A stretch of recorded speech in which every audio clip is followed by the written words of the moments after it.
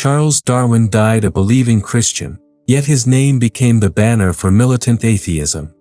How did this happen? The transformation of Darwin's careful scientific observations into a weapon against faith represents one of history's most revealing intellectual corruptions. Having spent decades examining how ideas are manipulated by those who claim to champion them, I've discovered that Darwin's genuine legacy tells a profoundly different story than the one secular fundamentalists would have you believe. The real Darwin, methodical, humble, troubled by the implications of his own discoveries, bears little resemblance to the icon of godless materialism his name evokes today. This corruption of Darwin's legacy reveals everything about how modern intellectuals betray both science and truth in service of their ideological crusades. What we discover about Darwin's actual beliefs and how they were systematically distorted will shock you and illuminate patterns of intellectual dishonesty that continue plaguing our universities and cultural institutions today. The stakes couldn't be higher for understanding how genuine scientific discovery becomes corrupted by those who transform careful observation into dogmatic materialism, serving their war against traditional faith and Western civilization's moral foundations. Chapter 1: The Making of a Careful Mind, Darwin's Christian Formation. Charles Robert Darwin entered this world in 1809 into a family where scientific inquiry and Christian faith coexisted naturally. His grandfather Erasmus had been both physician and natural philosopher, demonstrating that curiosity about God's creation enhanced rather than threatened religious devotion. Young Charles grew up assuming, as most educated Englishmen did, that studying nature meant studying the magnificent order God had established. At Cambridge, Darwin prepared for ordination in the Church of England. This wasn't mere convention, he genuinely embraced Paley's natural theology, finding in nature's intricate designs clear evidence of divine wisdom. The precision of the eye, the elegance of bird flight, the mathematical beauty of flower petals, all proclaimed their creator's genius. Darwin wasn't some village simpleton swallowing fairy tales. He was applying the best philosophical and scientific thinking of his age to understand how divine purposes operated through natural processes. The voyage aboard the Beagle transformed Darwin not through sudden revelation but through accumulated observations that gradually challenged his assumptions.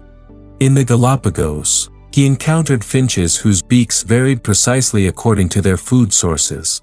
These weren't random variations but purposeful adaptations. Yet if God had specially created each species independently, why such obvious relationships between structure and environment? The patterns suggested something more sophisticated than special creation, perhaps divine creativity working through secondary causes. Darwin's genius lay not in rejecting divine purpose but in proposing a mechanism through which that purpose might operate. Natural selection could be God's method of creation, continuous, elegant, responsive to changing circumstances. This wasn't atheism, it was sophisticated theology recognizing that divine creativity might work through natural laws rather than constant miraculous interventions. The careful scientist Darwin remained understood that his theory explained mechanism, not ultimate meaning. He had discovered how species changed, he hadn't proven they lacked purpose or design. That crucial distinction would be obliterated by those who hijacked his legacy for their own ideological warfare against traditional faith and morality, transforming his humble scientific observations into weapons against the very worldview that had shaped his own moral character and intellectual formation. Chapter 2: The Agonizing Decision, A Believer's Crisis of Conscience. Darwin delayed publishing his theory for 20 years, not from cowardice, but from profound moral wrestling. He understood that ideas have consequences, and he feared his discoveries might shatter faith that provided comfort and moral guidance to millions. This wasn't the calculation of a militant atheist eager to destroy religion, it was the anguish of a Christian gentleman recognizing that truth sometimes brings painful challenges to cherished beliefs that had sustained Western civilization for centuries. His correspondence reveals a man tormented by implications he never intended. Writing to his friend Hooker, Darwin confessed that revealing his theory felt like confessing a murder. He wasn't celebrating the death of God, he was mourning the potential loss of certainties that had provided moral foundation for his own life and society. The Darwin who emerged from this spiritual struggle bore little resemblance to the confident materialist his name would later represent in universities and popular culture. When Alfred Russel Wallace independently developed similar ideas, Darwin could no longer delay. But notice how he presented his theory, with meticulous care, extensive evidence, and profound humility about its limitations.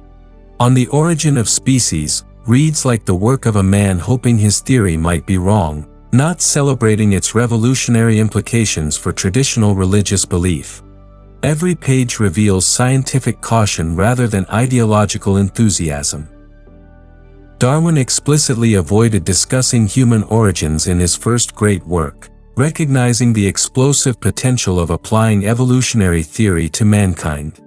When he finally addressed human evolution in The Descent of Man, he maintained that moral faculties represented something genuinely different, not mere byproducts of survival advantage, but qualities that distinguished humans from all other creatures and pointed toward transcendent purpose. Even more tellingly, Darwin continued attending church services throughout his life, contributing to parish charities, and maintaining friendships with believing Christians.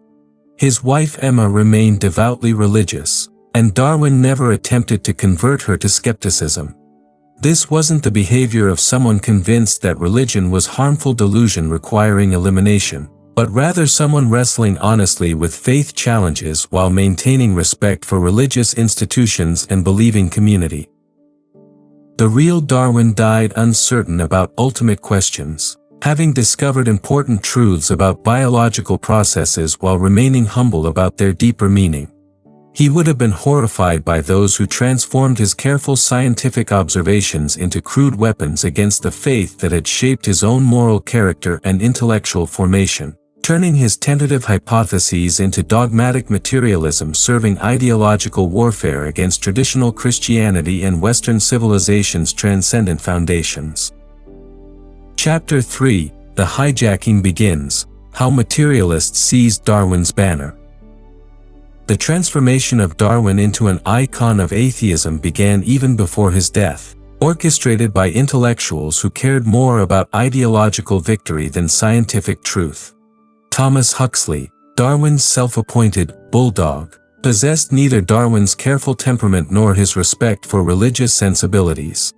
Where Darwin had proceeded cautiously, acknowledging limitations and maintaining humility about ultimate questions, Huxley attacked with missionary zeal, using evolution as a club against traditional Christianity and established religious authority. This represented a fundamental betrayal of Darwin's own approach and character. The quiet naturalist had discovered a mechanism explaining biological change. Huxley and his allies proclaimed this mechanism proved divine action impossible throughout nature. Darwin had shown how species adapted to environments through natural processes. The materialists declared this eliminated purpose from existence entirely. The careful scientist had identified natural processes operating within creation. The ideologues announced these processes explained everything about reality, rendering God unnecessary and religion obsolete. Herbert Spencer epitomized this intellectual corruption, coining the phrase survival of the fittest that became more famous than Darwin's own natural selection.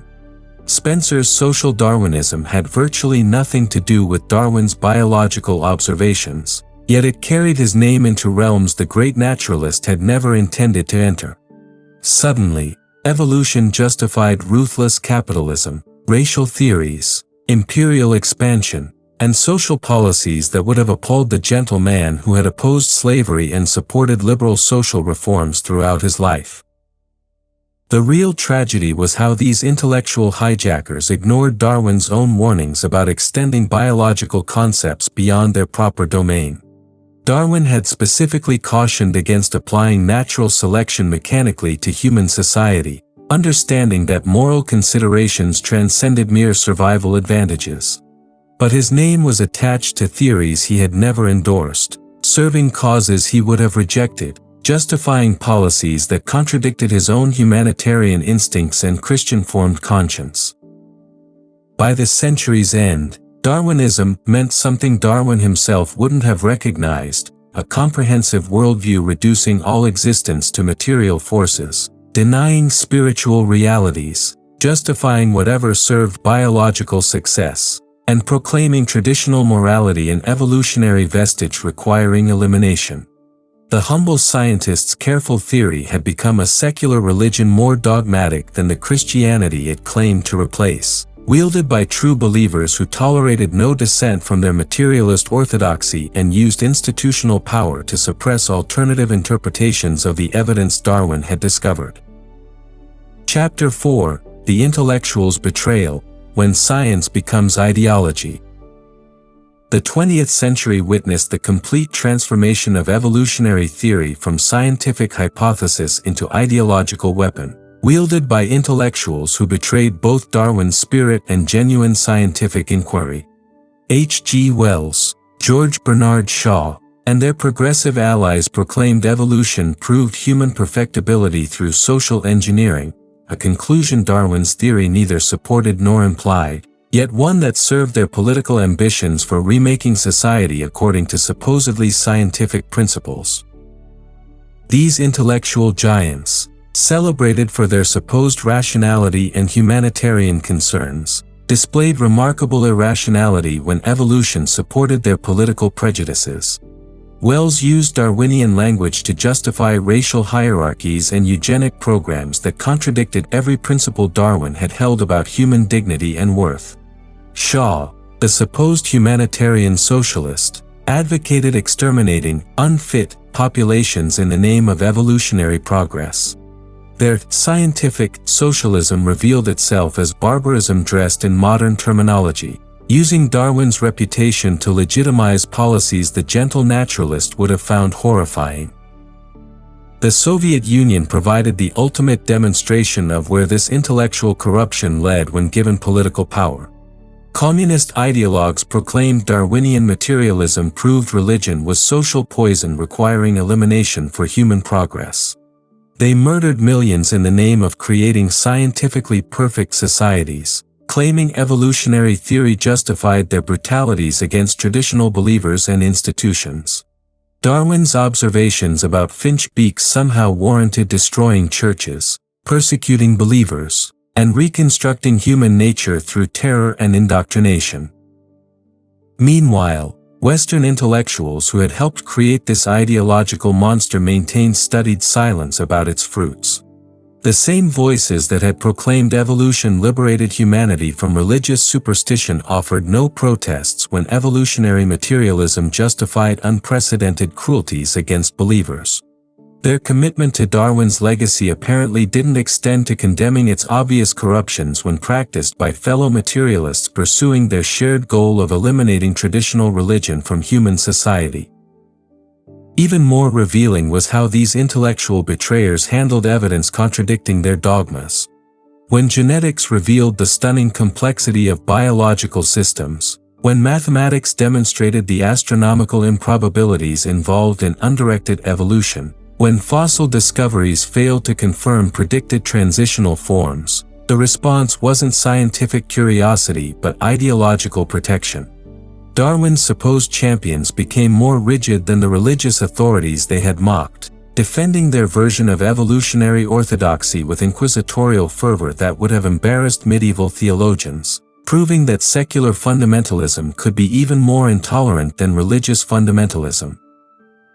Chapter 5: Historical Patterns: How Ideas Become Weapons Against Truth. This corruption of Darwin's legacy follows a pattern I've observed repeatedly throughout history: how genuine discoveries get twisted into instruments of ideological warfare by intellectuals more interested in power than truth. The same process that transformed Marx's economic observations into justifications for totalitarian brutality transformed Darwin's biological insights into weapons against traditional morality and religious faith, demonstrating how ideas themselves become corrupted when seized by those who prioritize ideology over honest inquiry. Consider how the Enlightenment's legitimate critiques of religious excess became, in the hands of radical philosophes, justifications for revolutionary terror against traditional institutions. Voltaire's rational skepticism about clerical abuses provided intellectual cover for Robespierre's systematic destruction of French Christianity and traditional social order. The scientific revolution's genuine achievements were weaponized by materialist ideologues who claimed natural philosophy proved supernatural realities impossible, transforming methodological assumptions into metaphysical pronouncements that transcended empirical evidence. Similarly, Darwin's careful observations about biological adaptation were seized by social revolutionaries who wanted scientific justification for overturning traditional institutions and moral systems. If humans were merely evolved animals without transcendent purpose, then moral absolutes became meaningless preferences, religious commitments became evolutionary vestiges requiring elimination, and social hierarchies required reconstruction according to supposedly scientific principles that served revolutionary political goals rather than authentic scientific understanding. The pattern reveals itself most clearly in how these intellectual movements handle dissent and contradictory evidence. Genuine science welcomes challenges and contradictory evidence as opportunities for deeper understanding. Ideological systems suppress them as threats to established orthodoxy.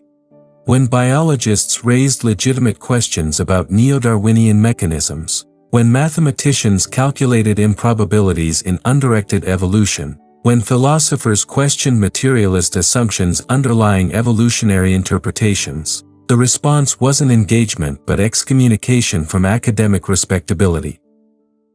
Universities that once celebrated academic freedom became enforcement mechanisms for evolutionary orthodoxy, punishing dissent more effectively than medieval institutions. Students learned not to explore evidence honestly but to defend predetermined conclusions serving institutional interests.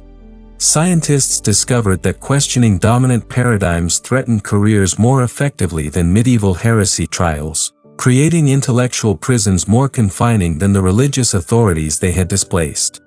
The supposed champions of free inquiry had created systems of intellectual control that would have impressed totalitarian regimes.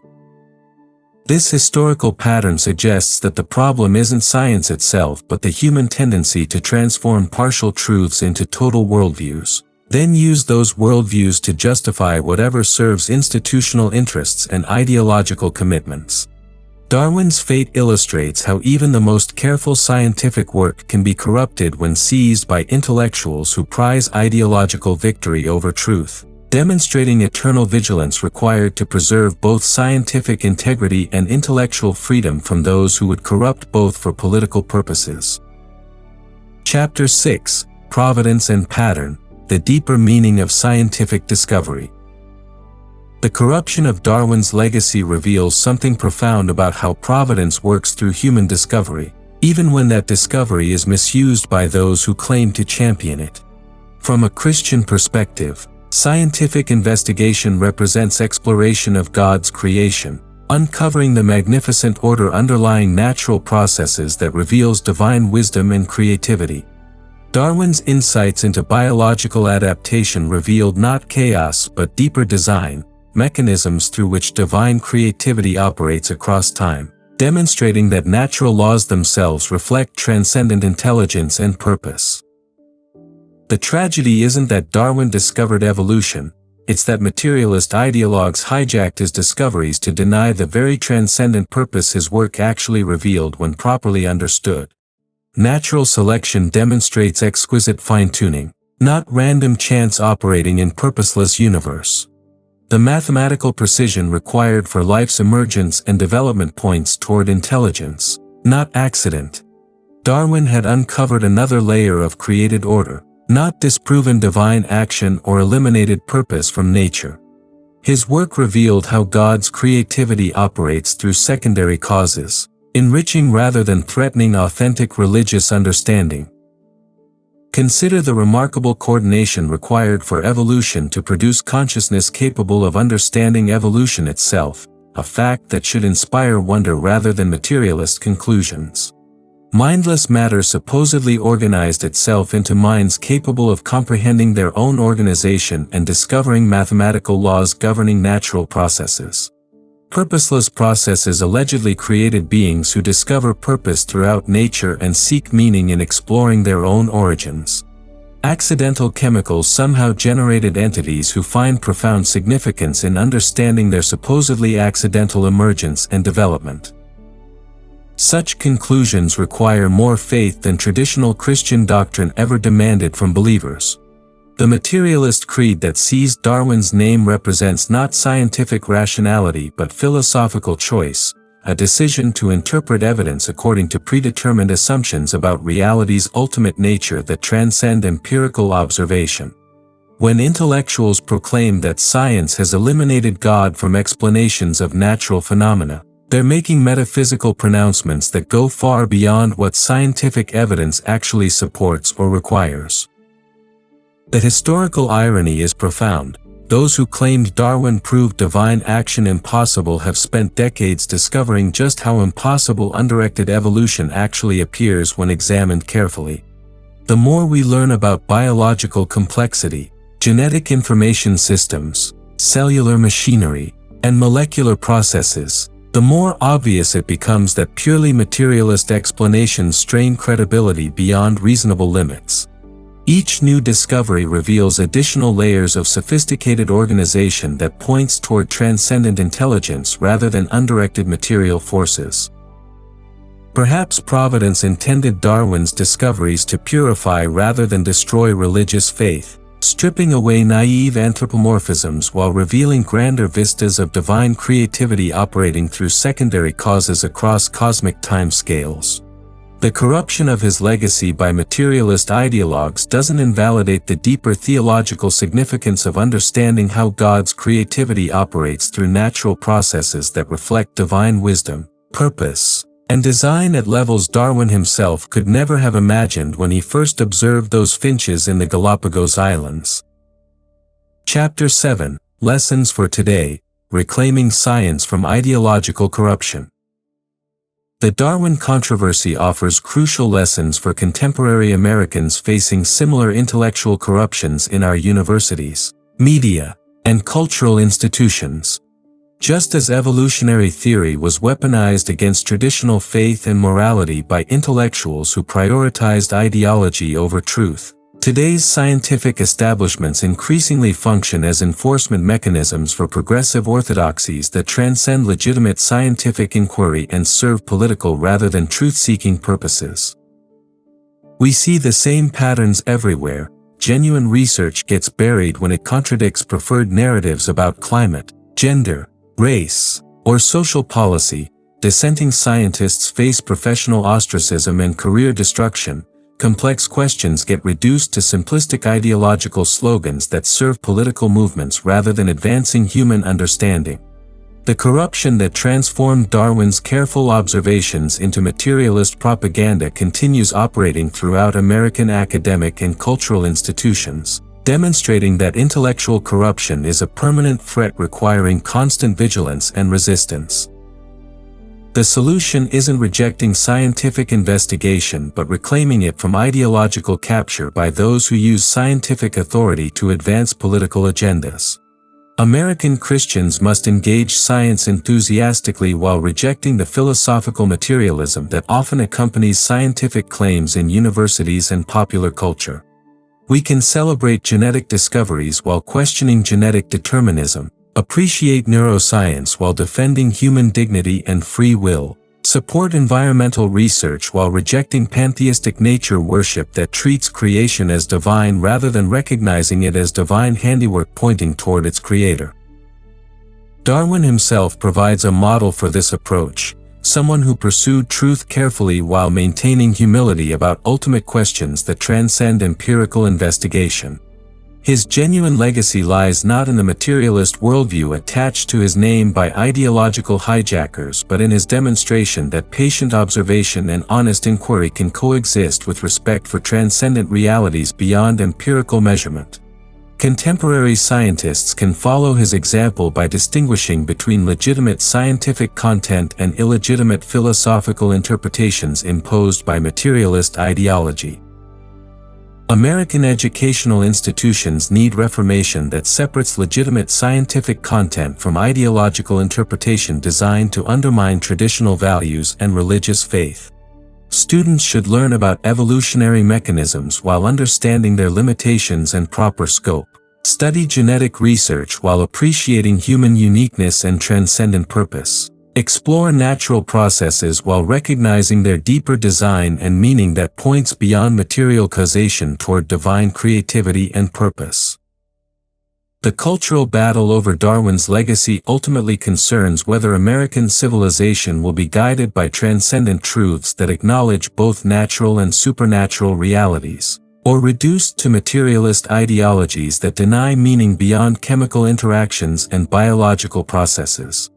Reclaiming science from its ideological captors represents essential work for preserving both intellectual integrity and the traditional values that made American greatness possible, ensuring that future generations inherit both scientific knowledge and moral wisdom necessary for authentic human flourishing in harmony with divine purpose and natural order.